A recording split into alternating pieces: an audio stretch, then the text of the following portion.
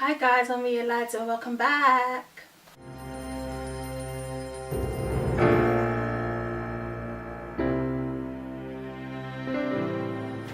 So hi guys, welcome back to my channel. For those that haven't been here before, welcome.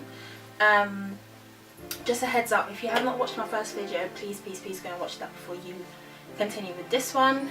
And yeah, so moving on.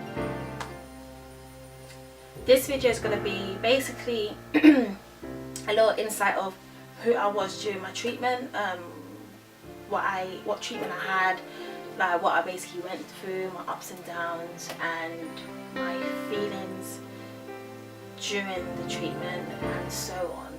So if you want to know more in regards to me actually going through the battle of beating cancer, please continue to watch. So, as you know, I was diagnosed with Hodgkins lymphoma stage 4. So, just previously to me starting my treatment, they basically had to double check exactly what I had. So, I had to get a biopsy. Now, a biopsy is basically just a miniature surgery that they do just to determine exactly what you have before they actually give you your final diagnosis. Now, my biopsy was that they had to take little snippets and samples of exactly what was the mass that was in my chest and around my heart, and just to obviously double check if it was actually lymphoma or Hodgkin. Now, they basically gave me a local anesthetic, which is whatever area they are trying to basically cut into. They'll put anesthetics there to numb the area. So they put that within my chest. So I was fully awake throughout the surgery, but whatever was going on in my chest, I couldn't feel. I was not meant to feel, basically. So they started to stick some needles into my chest. I still actually have the incision on my chest as to where they were going to take the sample. Now, the area that they was going to take the sample, they were supposed to take 3 samples from that area, just obviously to make sure and stuff like that. So, first little snippet that they did, little sample that they did, fine. Second, absolutely fine. I didn't feel a thing. The third one, I don't know what the doctor did, whether he shifted, maybe he got nervous and his hand started to shake or something, but I think the area that he was going into, he slipped and it hit a nerve. My whole body went into spasm. Like, I couldn't move at all. Like, you know when you get small cramp in your toes and your toes are just doing nonsense and you can't move? That's literally how I felt throughout my whole body, and I felt like I had a full-on body cramp. I could not move. I remember I was like screaming my head off, crying. I think my mum could even hear, because when they opened the door to come in, she heard, and then she was like, what was going on? They had to basically lift me off the table with me and put me onto a portable bed to then take me to the recovery room. Now, I was only supposed to be in this recovery room for about an hour max. I ended up being there for about 3 to 4 hours, and I even forced myself to get out because I no longer wanted to be there, and my priorities were kind of messed up. I was trying to get the new iPhone 6, you know, the new iPhone 6s was popping then, so I was trying to get that, and I was like, I have to go to Westfield and get my upgrade. So I was like, yeah, I'm forcing myself out. I basically lied to them and said I was absolutely fine, but throughout the whole day I couldn't really breathe heavily, I couldn't eat, I was in pain all over, I couldn't walk. I actually struggled quite a bit to actually even get to Westfield and get back home. After that whole malarkey that all happened, I think a week later I went back in, got diagnosed, and they confirmed what it was. So let's forward about 3 weeks later. I'm now starting my treatment. For those who don't know, or for those that are starting the treatment, you have to have a treatment called ABVD. That's chemotherapy, and each letter is abbreviation for a particular medicine. Now I can't remember exactly what the medicines are, or it's either I can't remember, and some of them I can't even pronounce, so I'm not even going to try to embarrass myself, so I'm just going to put in the link below. So yeah, I was supposed to do that, but at the same time I went to a private doctor who actually pre-confirmed that I had cancer before the hospital actually did. So I had him, and he basically is a herbalist doctor. I would also put his details below just in case anyone wants to contact him. He deals with not only cancer, let's say heart problems, back problems, skin problems, I think even mental problems. Now I feel like I'm stretching it a little bit, but he does everything. I'm gonna put his details in the link below. So I had also had him, and he basically had me on a strict diet. Now he used to run scans that would determine what my body could actually take in terms of food for 2 weeks. It changed all the time, so I had to frequently go in for scans. He then also gave me B12 supplement, vitamin D supplement, and oxygen supplements, and something else. All of these supplements was basically to fight cancer, because without these in your body, it allows the cancer cells to grow. The oxygen allows it to attack the cancer cells. So all of these supplements I was getting, along with juicing frequently and on a strict diet. So I obviously had the choice to choose either chemotherapy or the private doctor. Now my family was obviously leaning towards the private doctor, because there was like the medicine basically makes you feel worse than you even feeling better before you even get better, and there's a lot of side effects in regards to chemotherapy, which is the cancer can come back, it can affect other areas within your body like your lungs, and it kills all cells, all fast growing cells within your body, whether good or bad. So they was against it, but I was like, you know what, I'm lucky enough to have the opportunity of having 2 ways to actually tackle this situation I was going through. So I was like, I'm not going to just pick one when God has given me 2 options. So I was like, I'm going to take both. Luckily we was able to have the private doctor at that point, and I was like, yeah, I'm going to do both.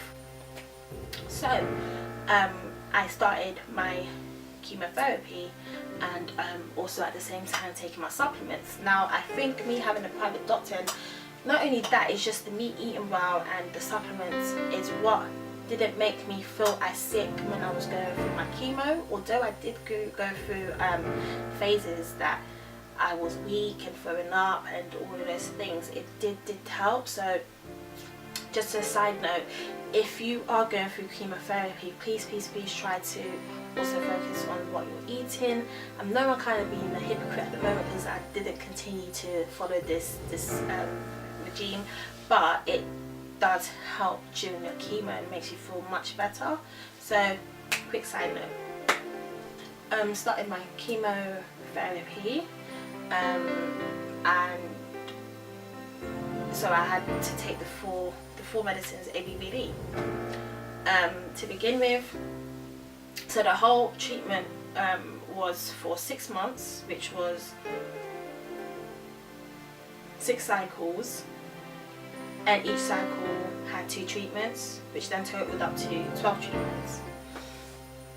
The first 2 cycles I would have all 4, which is A, B, V, D, and after that they will check to see how much the cancer had decreased, and then they will remove B, as B, the medicine can affect your lungs and cause lung problems, so I couldn't have it too often. So I remember when I first was going to my treatment, I kind of like sat myself down and spoke to myself and was like, do you know what, you're going through this situation, there's something that you can't change anymore, it is what it is, basically. Like, the cards have been dealt.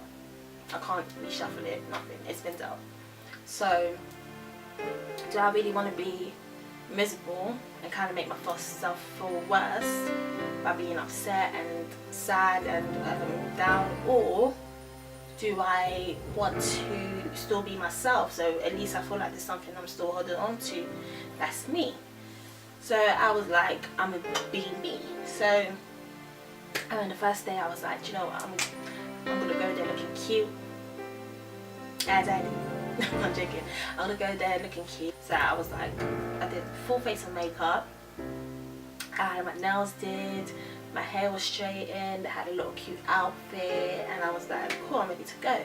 Went there, and I remember I think the nurse was like a bit shocked with me, because there was like, you're always upbeat and happy when you come, you're always looking pretty, you're always looking nice, and like, it really does bring a smile to our faces. So that was another thing that pushed me to actually be myself for as long as I possibly could. It's something that helps me a lot, just knowing that me even just feeling better about myself is helping those around me feel better as well in regards to the situation, because it is a hard situation. And then they will start to prepare me for my treatment. Now what I would have is at the time, so I decided to go with a PICC line. So this meant that the PICC line would have to get flushed all the time by one flushing of the flush, this thing that they used to even make, or it was artificial, I don't know. So to begin with, I was fine, they were flushing, cool. Medicine V now is the medicine that basically bruises your veins, so you will get pain during the treatment. Now what they'll do is like try to give you a hot pack to cool it down, because to warm it up, because it felt like it was going really cold. That was like super painful to begin with. That's another thing I could handle fine. After a while, because my veins were a bit bruised up continuously, the pain used to get worse and worse and worse. Like, the pain was actually quite excruciating. And if I can, I'm going to try and put in, when you don't remember exactly what clips of photos you've got. So yeah, this is just a photo, guys, of me being slumped to the bed, and I'm going to insert that now. Pain and stuff during my treatment. Yeah, so that started to happen, and then the flushing used to happen. So they'll flush it, and then I started to get anxiety. So anytime before I went to my chemo, I would be like literally heart beating, shaking, almost in tears, because I didn't want to go, because I just knew of everything I had to go through, because before that the flushing used to make me throw up. So as soon as it hits my vein, like it literally happened automatically. I'm not even kidding with you. Like, all you have to do is feel, and then I'm throwing up like literally everywhere. So they had to then give me stronger anti-sickness, which basically used to knock me out but didn't stop me from throwing up. So, and then they changed the flushing as well to homemade flushing, that they think that it's like a flushing is like a liquid packet that they use to clear off the PICC line where the medicine's going through. So they started to use that, but I would still throw up. But then after that, I would just conk out throughout the whole chemotherapy session, which was from like 10 to about 2, 3. That's what it did. So because of all of that and the pain, I got really bad anxiety. So anything that reminded me of chemo would make me literally physically sick. Whatever I was eating from there, I couldn't eat anymore. Them times I was drinking Lucozade, couldn't drink it anymore. I couldn't smell the smell of coffee, because downstairs in the clinic they had a coffee shop that reminded me of chemo. I couldn't talk about my medicine to other people because it reminded me of chemo. So I went through really bad anxiety, and that went up until the end of my chemo, to be honest. After cycle 2 I saw, so for 4 cycles, which was basically 8 treatments, I was going through the throwing up, the pains, the anxiety, the crying. Like, I remember I went to one treatment and I just started crying my eyes out, like literally crying.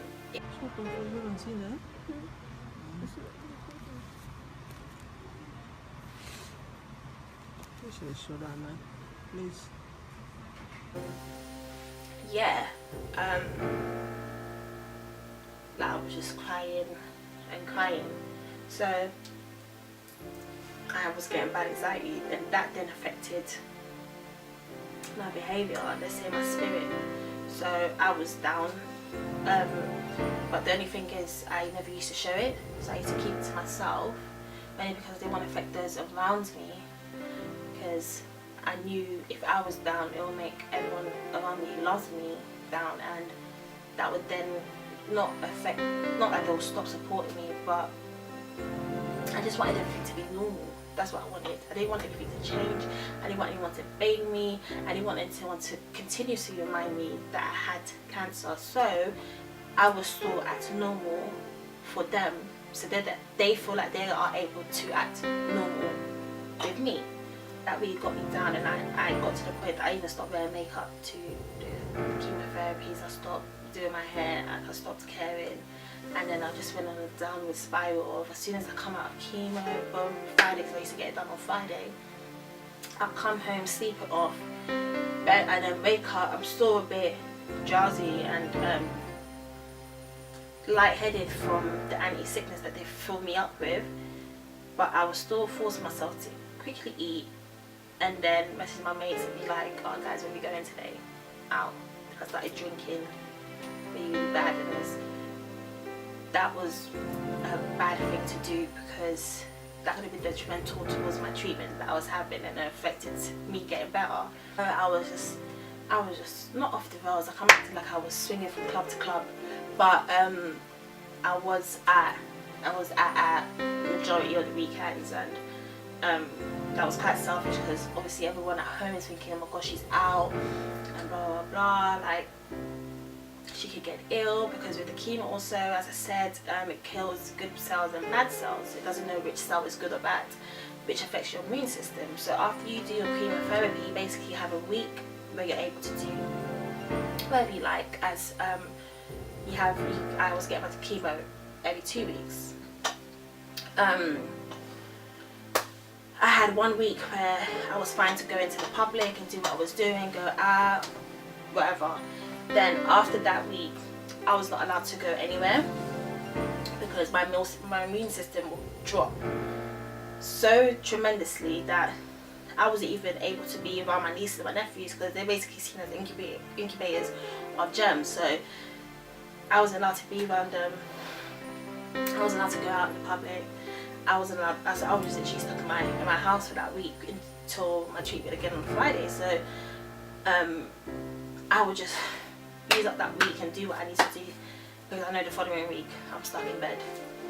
And I had to constantly check my temperature, because if my temperature dropped, I think below 37, I would have to rush myself to the hospital, because it could be fatal. So there was a lot of things that I had to look out for in regards to the chemotherapy that I was having, because of all the cells that was killing my body, and that's one of the reasons why you lose hair. Now, a lot of people that know me might be against me doing this, but do you know what? I thought, let me make this as raw and true as possible. So I'm going to insert a picture of me when I lost my hair.